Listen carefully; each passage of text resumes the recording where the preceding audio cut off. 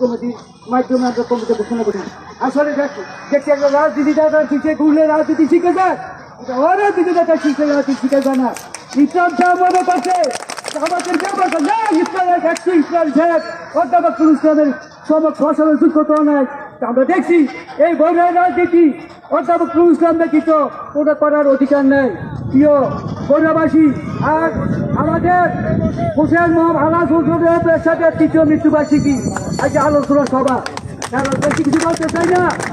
এই দেশ সাবেক রাষ্ট্রপতি আলাস হোসেনের আসাদ বলেছিল ৬৮,০০০ গ্রাম বাঁচতে বাংলাদেশ বাঁচবো। তার রাজনীতি ছিল মানুষের জন্য, এদেশের আবহাওয়া জনতার জন্য। এই লোকটা এদেশের মানুষের জন্য জীবন দিয়েছে। আর স্কুল কলেজ মাদ্রাসা শিক্ষা প্রতিষ্ঠান উপজেলা পদ্ধতি মাদ্রাসার বিল মওকুফ একমাত্র হোসেন মোহাম্মদ কাছে। এদেশের উন্নয়ন, এটা রূপকার আল্লাহ হোসেন মোহাম্মদ আসাদ। তাই আজ আমরা একত্রিতার মৃত্যুর মাত্রা কামনা করার জন্য প্রিয় জাতিবাদী ভাই কর্মীরা, আমরা রাজনীতি করি, রাজনীতি নেতার পিছনে আমরা ভুল করেছি। এই ভুল আমরা ইনশাল্লাহ কিছুদিনের মধ্যে বড় মানুষ বড় জাতিবাদী একটা শক্তিশালী সংগঠন নেতৃত্বে আমরা দুইবার উপজেলা চেয়ারম্যান হয়েছে। তার উন্নয়ন কর্মকাণ্ড দেখেছেন এবং গত নির্বাচন সে এমপি প্রতিনিধি হইয়া সে বৈরাট কত উন্নয়ন করছে। যতগুলো এমপি বৈরাটে ছিল গেছিল বর্তমান তাদের কাছেও না ১৫০০ কোটি টাকার মতো বৈরাট উন্নয়ন কাজে সে কাজ করেছে। কিন্তু দেখেন আজকে বর্তমান এমপি সে কি করছে, উন্নয়ন দিক দিয়ে বিবেচনা করলে অধ্যাপক মিলনে কোনো চিন্তা করা যায় না। তাই আমি বলবো আমরা সবাই একত্র হইয়া আগামী জাতিবাদীর একটি শক্তিশালী সংগঠনে রূপান্তর করার জন্য এই আহ্বান জানাই আমি আমার বক্তব্য শেষ করি। বাংলাদেশ জিন্দাবাদ, জিন্দাবাদ, মরহুম হোসেন মোহাম্মদ আসাদ জিন্দাবাদ।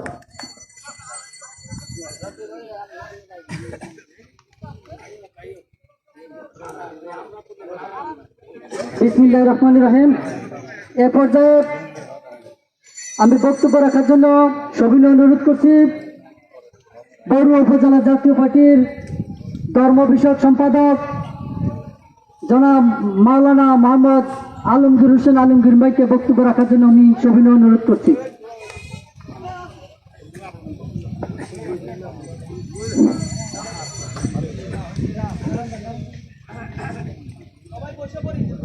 আসসালামু আলাইকুম। সম্মানিত জাতীয় পার্টির বিভিন্ন ইউনিয়ন থেকে আগত জাতীয় পার্টির নেতৃবৃন্দ উপস্থিত, আজকে এই সভার সম্মানিত সভাপতি এবং কুমিল্লার বরুড়া উপজেলার জাতীয় পার্টির মাটি ও মানুষের নেতা বরুড়ার রূপকার অধ্যাপক নুরুল ইসলাম মিলন সাহেব এবং উপস্থিত আমার খুব কাছের প্রিয় ব্যক্তিত্ব জনাব আখতারুজ্জামান আখতার ভাই, পাশে আমার দুলাল ভাই এবং নজির সাহেব, নারায়ণদা এবং সকল নেতৃবৃন্দকে আমার অন্তর থেকে সকলকে মোবারকবাদ জানাচ্ছি। আমি অধ্যাপক নুরুল ইসলাম মিলনকে ব্যক্তি হিসেবে আমার হৃদয় থেকে ভালোবাসি। উনি যখন এখন ঢাকায় থাকেন, তার আগে যখন কুমিল্লা থাকতেন, প্রায় সময় সকালবেলায় যখন হাঁটতেন, ওনার হাতের তসবি ফজর নামাজ পড়ে সকালবেলা হাঁটতেন। উনি একটু আগে বলেছি আমার টাইম আজকে খাবারও খান নাই, একটু ঠান্ডা 7 আপ খেয়েছে। শুধু আপনাদের হৃদয়ে টানে, আপনাদের ভালোবাসায় উনি খাবার খাওয়ার জন্য সময় পান নাই, চলে আসছে। যাই হোক, আমি বরুড়ার মানুষকে বলতে চাই, এরশাদ পল্লীবন্ধু আলহাজ হোসেন মোহাম্মদ এরশাদের যদি তার দেশ প্রেমের কথা বলা যায়, আমার মনে হয় রাত্র শেষ হয়ে যাবে, দিন শেষ হয়ে যাবে, তার এই বাংলাদেশের উন্নয়নের কথা ব্যাখ্যা করে শেষ করা যাবে না। তেমনি ভাবে অধ্যাপক নুরুল ইসলাম মিলন, আমি ফয়েলগাছা খাসুরিয়ার কথা বলি না, কিন্তু যারা এই বরুড়া উপজেলায় বাস করেন, চন্ডুমুড়া থেকে বরুড়া পর্যন্ত যেই রোডটা এখানে যারা বয়স্ক লোক আছে তারা হয়তো কল্লাওয়ালা গাড়ির কথা বলতে পারবেন, মাথাওয়ালা গাড়ির কথা বলতে পারবেন, আর অন্যরা কেউ বলতে পারবেন না, ছোট বাচ্চাগুলো বলতে পারবেন না। এই মাথাওয়ালা গাড়ি যখন এই চন্ডীমুড়া থেকে বড়রা পর্যন্ত আসতো, মাছ আসে সেই দিত, তেল মালিশ করা লাগতো নাকি? মিথ্যা কথা বলেছি? আজকে অথবা নুরুল ইসলাম মিলন বড়ুয়ার যে উন্নয়ন করেছে রোড গার্ড গুলা, আমি বলতে চাই স্কুল কলেজ থেকে শুরু করে কালভার্ট থেকে শুরু করে সকল ক্ষেত্রে তার যে উন্নয়নের রূপকার গুলা, এগুলো ব্যাখ্যা করে শেষ করা যাবে যাবে ব্যাখ্যা করে শেষ করা যাবে। কিন্তু কিছু লোক কিছুদিনের মধ্যে জাতীয় পার্টির মধ্যে জন্ম হয়েছে, যিনি জন্ম হয়েছে আপনারা সবাই জানেন সে এই পর্যন্ত কতটা পার্টির রূপ নিয়েছে, কিন্তু কোথায় তার ঠিকানা ঠাই হয়েছে কুছ নেই হোগা, হয় না, এটা আপনারা জানেন। টাকা অনেকেরই আছে, টাকা দিয়ে সবকিছু হয় না, প্রেম লাগে, ভালোবাসা লাগে, লাগে কি লাগে না? অধ্যাপক নুরুল ইসলাম মিলনের উন্নয়নের কথা বড়রা মানুষ বলে না, টাকা দিয়া রূপ কেনা যায় না, উন্নয়নের কথা মানুষ বলে না। তো যাই হোক, আজকে আমাদের প্রিয় নেতা অধ্যাপক নুরুল ইসলাম মিলন আপনাদেরকে খোলামেলা সকল কিছু বলবে, আপনারা বুঝতে পারবেন। আর আমি আজকে আপনারা আগত সকল নেতৃবৃন্দ, জাতীয় পার্টি প্রেমিক সকলকে আমাদের প্রিয় নেতার কথা শুনবেন, উপলব্ধি করতে পারবেন আমরা আগামী দিন কিভাবে হাঁটবো, কিভাবে পথ চলবো। আবারও অধ্যাপক নুরুল ইসলাম মিলনকে জাতীয় পার্টির এমপি হিসাবে বড়ুয়ার জমিনে আমরা সকলে দেখতে চাই ইনশাআল্লাহ। এই বলে আমার বক্তব্য শেষ করছি। আল্লাহ হাফেজ। বাংলাদেশ জিন্দাবাদ, জাতীয় পার্টি জিন্দাবাদ, অধ্যাপক নুরুল ইসলাম মিলন জিন্দাবাদ, জিন্দাবাদ।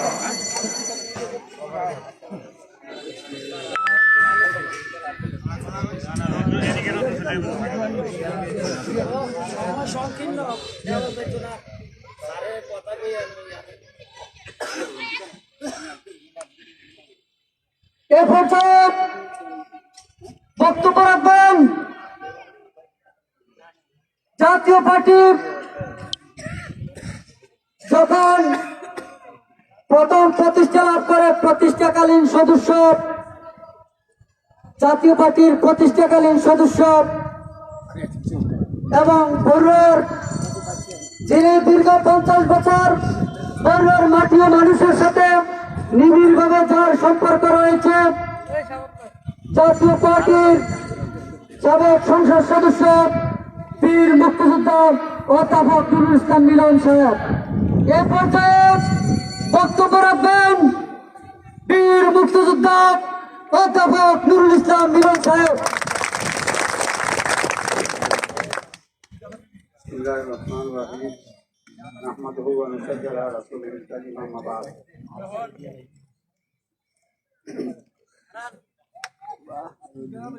প্রিয় সভাপতি, উপস্থিত জাতীয় পার্টির নেতৃবৃন্দ, বিভিন্ন ইউনিয়ন থেকে বিভিন্ন পর্যায়ের নেতৃবৃন্দ, কর্মী ভাইরা, আসসালামু আলাইকুম। আজকে আমরা আরো বৃহৎ আকারে সংগত হয়ে আমাদের প্রিয় নেতা হোসেন মোহাম্মদ এরশাদের তৃতীয় মৃত্যুবার্ষিকী পালন করার চিন্তা করেছিলাম। যাই হোক, আজকে আমরা এখানে উপস্থিত হয়েছি আমাদের প্রিয় নেতার মৃত্যুবার্ষিকী পালন উপলক্ষে। হোসেন মোহাম্মদ এরশাদ বাংলাদেশের মানুষকে ভালোবাসতেন। এই বগুড়াতে হোসেন মোহাম্মদ এরশাদ 10 বার এসেছেন, 10 বার। বগুড়া সরকারি কলেজ কে করে দিয়েছেন? বগুড়া সরকারি বালিকা বিদ্যালয় কে করে দিয়েছেন? উপজেলার সৃষ্টি কে করেছেন? আজকে অনেক শুক্রবারে নামাজের দিন, জুম্মার নামাজের দিন, ছুটির দিন কে করেছে? আজকে সংবিধানে রাষ্ট্রধর্ম ইসলাম কে করেছে? শুধু তাই নয়, মসজিদের বিদ্যুতের বিল কে মাফ করেছে? মন্দিরের বিল কে মাফ করেছে? আপনারা তো জানেন 460টি উপজেলা সৃষ্টি করেছেন তিনি। তিনি উন্নয়নের ধারাকে গ্রামে গঞ্জে পৌঁছে দিয়েছেন। বাংলাদেশে জেলা ছিল 21টি, এখন জেলাই হলো আপনার 60টি, 64। অনেক কথা আছে। হোসেন মোহাম্মদ এরশাদের 9 বছরের রাষ্ট্রপতি থাকাকালীন বাংলাদেশের ইতিহাসে যে সংস্কারমূলক কর্মকাণ্ড হয়েছে এটা নজিরবিহীন। হ্যাঁ, বিগত 13 বছর ক্ষমতায় থাকাকালীন অবস্থায় মাননীয় প্রধানমন্ত্রী উন্নয়নমূলক কর্মকাণ্ড করেছেন, এটা অস্বীকার করার জো নাই। কিন্তু হোসেন মোহাম্মদ এরশাদ যে সময় এই উন্নয়ন কাজ করেছেন সেই সময়ের অবস্থা ভিন্নরূপ। তাকে আওয়ামী লীগ এবং বিএনপির বিরুদ্ধে বাংলাদেশের মানুষের উন্নয়নের কর্মকাণ্ড চালিয়ে যেতে হয়েছে, ঠিক কিনা? আজকে অনেকে অনেক কথা বলেন। বাংলাদেশের সরকারি কর্মকর্তারা আছেন, তারা খুব ভালো করে বুঝেন যে কোথায় কি কাজ হয়েছে, কোথায় চাকরির সুবিধা হয়েছে, কোথায় উপজেলা হয়েছে, কোথায় থানাতে আগে একমাত্র একটা সাব ইন্সপেক্টর ছিল, এখন থানাতে 2 জন ইন্সপেক্টর। থানাতে কয়েকদিন পরে এসপি আসবে প্রত্যেক থানাতে, এবং আরো অনেক কর্মকাণ্ড হবে। আজকে আমাদের মাঝে আমাদের নেতা হোসেন মোহাম্মদ এরশাদ নেই। হোসেন মোহাম্মদ এরশাদ বাংলাদেশের ইতিহাসে এমন একটি ব্যক্তিত্ব, এমন একজন রাষ্ট্রনায়ক যার সময়ে সকল দিকের উন্নয়ন শুরু হয়েছে। বরুড়ার উন্নয়নের ব্যাপারে আমি একটা কথাই বলতে চাই, সেটা হলো আল্লাহ পাক আফু রহিম আমাকে সুযোগ দিয়েছেন বরুড়ার মানুষের জন্য কিছু করার। যে উন্নয়নমূলক কর্মকাণ্ড 5 বছরে আমি এমপি থাকাকালীন অবস্থায় আল্লাহ পাক আমাকে দিয়ে করিয়েছেন, তা আপনাদের চোখের সামনে রয়েছে। স্কুলে যান, কলেজে যান, মাদ্রাসায় যান, রাস্তায় যান। কেউ কি কোনো চিন্তা করতে পারছে খাজুরিয়ার থেকে বরুড়া হয়ে নিমসার পর্যন্ত পাকা রাস্তা হবে, হাইওয়ে হবে? কেউ চিন্তা করতে পারে না। শুধু তাই নয়, জগৎপুর থেকে সোনাইমুড়ি হয়ে সফিয়া হয়ে চান্দিনা পর্যন্ত বড় আপনার পাকা ইয়ে করা হয়েছে, রোড হাইওয়ে। আবার দলম থেকে চান্দিনা পর্যন্ত রোড হাইওয়ে করা হয়েছে। এখান থেকে লালমাই পাহাড়ের উপর দিয়ে কুমিল্লা শহরে আপনার পর্যন্ত হাইওয়ে করা হয়েছে বরুড়ার মানুষের জন্য। এই ব্যাপারে কি জন্য? বরুড়ার মানুষের পদুয়ার বাজার ঘুরে আপনার বিশ্ব রোড হয়ে আবার যে ইয়ে আছে, পোলা ব্রিজ আছে, ফ্লাইওয়ে আছে, ফ্লাইওয়ে বহু দূর ঘুরে কুমিল্লা শহরে যাইতে হয়, অনেক কষ্ট। এই জন্য এই রাস্তা করা হয়েছে। কিছুদিনের মধ্যে আমার আশা ছিল এই রাস্তাকে কুমিল্লার সাথে এমনভাবে সংযুক্ত করা হবে যাতে বরুড়ার মানুষের কুমিল্লা আসা যাওয়া করতে কোনো অসুবিধা না হয়। যাই হোক, আমি ওই বিষয়ে বলতে চাই না। আজকে আপনাদের কাছে যে কথাটি বলতে চাই, একজন রাজনৈতিক নেতা তার এলাকার মানুষকে অন্তর দিয়ে ভালোবাসে, টাকার বিনিময়ে নয়। বরুড়াতে কয়জন রাজনৈতিক নেতা আছেন জেল, জুলুম, অত্যাচার, নিপীড়ন, নির্যাতন ভোগ করেছেন, আন্দোলন করেছেন, সংগ্রাম করেছেন, 69-এর গণ আন্দোলন, দেশের স্বাধীনতা সংগ্রাম, তারা আছে। কোন রাজনৈতিক নেতা মুক্তিযোদ্ধা বলেন? আমি এই জীবনকে হাতে নিয়ে আল্লাহর উপর সম্পূর্ণ ভরসা করে 1971 সালে মুক্তিযুদ্ধ করতে গিয়ে মৃত্যুর মুখোমুখি হয়েছে। 10,000 ফুট পাহাড়ের উপরে তার দেরাদুন আর্মি একাডেমিতে আমি মুক্তিযুদ্ধের ট্রেনিং নিয়েছি। আজকে অনেকে অনেক কথা বলেন, তারা চোখেও দেখেন নাই। সবচেয়ে বড় কথা হলো একজন রাজনৈতিক কর্মী ছেলেগুলা কারা? তাহলে একবার এটি যায়, একবার সেদিকে যায়, তার সাথে আসতে দেখেন একজন রাজনৈতিক কর্মী তার এলাকার মানুষকে ভালোবাসবে, একজন রাজনৈতিক নেতা তার এলাকার আপনার হোসেন শহীদ সরোয়ার্দী, শেরে বাংলা কে ফজলুল হক, মাওলানা ভাসানী, বঙ্গবন্ধু শেখ মুজিব এবং আপনারা আরো অনেকের নাম শুনেছেন। সকলে রাজনৈতিক নেতা এবং বঙ্গবন্ধু হলেন বিশ্বখ্যাত রাজনৈতিক নেতা। তিনি তার মানুষকে ভালোবাসতেন বলেই দেশকে স্বাধীন করে দিয়েছেন তার নেতৃত্বে, ঠিক কিনা? সুতরাং একজন রাজনৈতিক নেতা হতে হলে শিল্প কারখানা, ব্যবসা বাণিজ্য আর নির্বাচনের পূর্ব মুহূর্তে এসে কিছু টাকা পয়সা দিয়ে কিছু আউটবাট পার কিছু চাটু কার্ড তৈরি করে তাদেরকে বিভিন্নভাবে পাবলিককে ঠকে এমপি হয়ে 5 বছর খবর থাকে না, থাকেনি বলে? মানুষের কি প্রয়োজন সেটা তারা ভাবে না, মানুষের এই মুহূর্তে কি দরকার সেটা তারা বুঝে না। সাতপুর ব্রিজ দরকার কিনা, ওই বাক্সা ব্রিজ দরকার কিনা, সফিয়া ব্রিজ দরকার কিনা, আমাদের রাস্তা দরকার কিনা, খাল কাটার দরকার আছে কিনা, কোন কোন খাল কাটতে হবে ইত্যাদি। কোনো খাল কাটা বাকি আছে? শোনেন, বিভিন্ন দিক চিন্তা করে কাজ করেছি। শিক্ষার ব্যাপারে আমরা অনেক গভীরে চিন্তা করি। শিক্ষাকে উন্নত করার জন্য আমাদের অনেক অনেক পরিকল্পনা এবং ইচ্ছা আছে বড়ুরাতে, কিন্তু কেউ শিক্ষার উন্নয়নের জন্য কোনো চিন্তা ভাবনা নাই। কি এর দরকার? মানুষ অশিক্ষিত হয়ে দিতে পারো। বড়ুরার মানুষ যদি অশিক্ষিত থাকে তাহলে তাদের জন্য ভালো, তো টাকা পয়সা দিয়ে কিনা ব্যবসা করা যাবে, ঠিক না? আচ্ছা, অত্যন্ত শ্রদ্ধার সাথে বলছি, আমার পূর্বে সদ্য আলী হোসেন সাহেব, সদ্য হাকিম সাহেবের কথা ভিন্ন। হাকিম সাহেব মুক্তিযোদ্ধা ছিলেন, জনাব আব্দুল হাকিম আওয়ামী লীগের এমপি হিসাবে বহুবার ছিলেন এবং তিনি বগুড়ার মানুষকে ভালোবাসতেন। আর বাকিরা তারা কেউ কন্ট্রাক্টারি করতো, কেউ সমবায় করতো, কেউ আজকে কেউ যারা আছে তাদের কথা চিন্তা করেন। সত্যিকার ভাবে যদি মানুষকে ভালোবাসতে হয়, মানুষের জন্য কাজ করতে হবে। মানুষের আমি সেবক, জনগণের প্রতিনিধি মানি সেবক, জনগণের উপকার করতে হবে, এ কথা তাদের চিন্তা নাই। তা আমি আপনাদের বিবেক, আমি কারোর বিরুদ্ধে বলতে চাই না, আপনাদের বিবেকের উপর দিয়ে দিতে চাই যে আপনারা সত্যিকার ভাবে নিজের বিবেককে প্রশ্ন করবেন যে বড়ুরার ইতিহাসে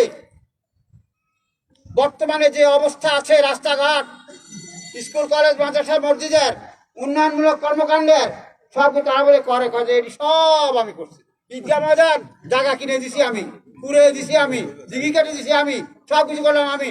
এবার ঈদগাহ ময়দান এসে বলেছে সব আমি করছি, আর করব, বুঝলেন?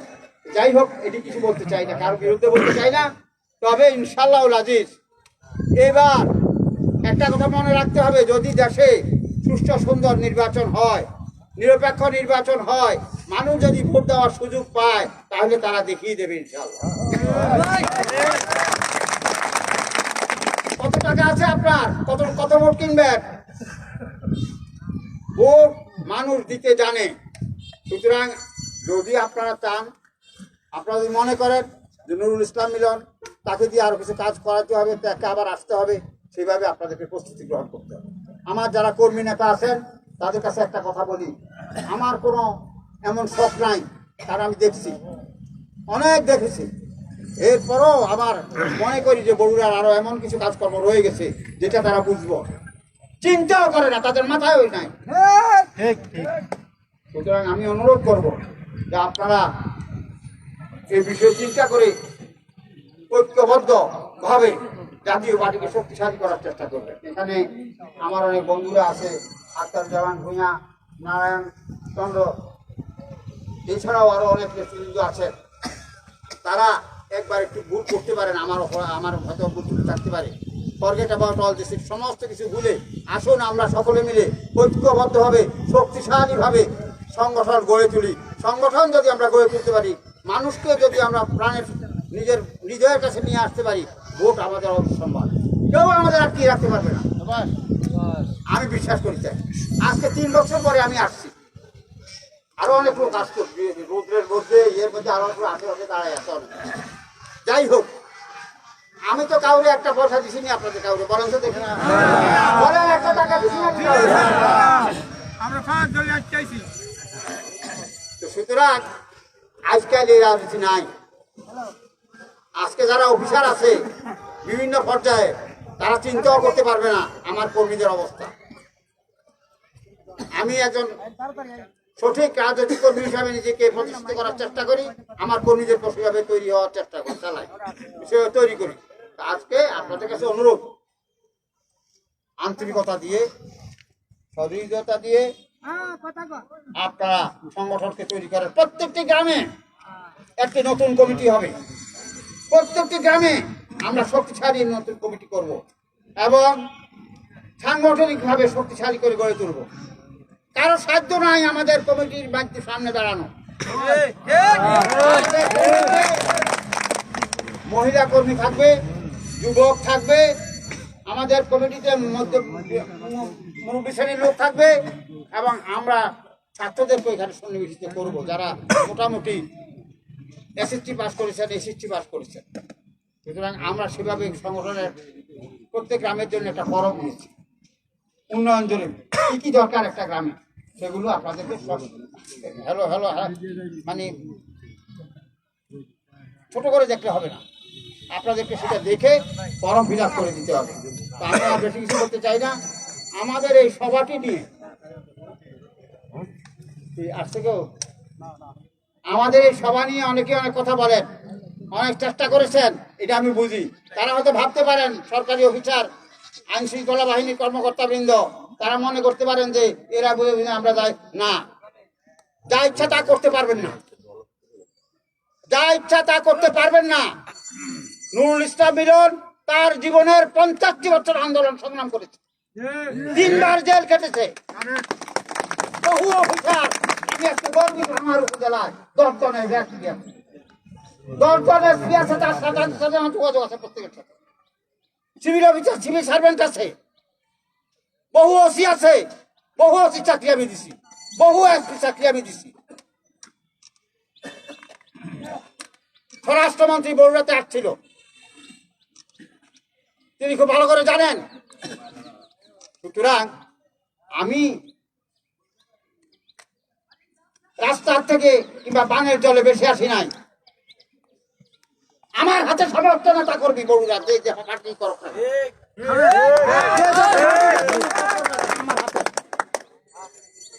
অনেকে মনে করেন যে এখানে একটা খেলা, না, অত্যন্ত সতর্কতার সাথে পদক্ষেপ দেওয়ার জন্য আমি অনুরোধ জানাবো। আগুন নিয়ে খেলবেন না, আগুন নিয়ে খেলার চেষ্টা করবেন না, কঠিন পরিস্থিতি হয়ে যাবে।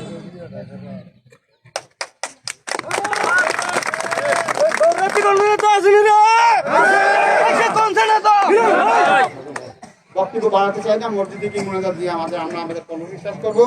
আসলে আমাদের আজান হবে একটু পরে। কটা বাজে এখন?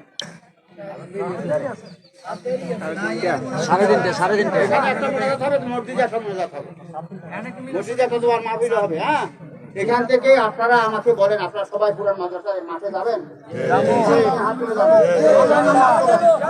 একটি লোক এখান থেকে সরতে পারবেন না, সকলে যেতে হবে। ওইখানে আমরা হুজুর মসজিদে দোয়া পরিচালনা হবে, দোয়া হবে, আর এখানে আমরা ছোট্ট করে একটু দোয়া করবো, তাই না? আমি আমার বক্তব্য বাড়াতে চাই না, আপনাদের কাছে একটা অনেক কষ্ট করে আসছে না, এখানে বাদ দিয়ে এখানে ওইখানে আমরা চলে যাই। আপনারা সকলে ওইখানে চলেন, আমরা যাওয়ার সময় কোনো মিছিলের দরকার নাই।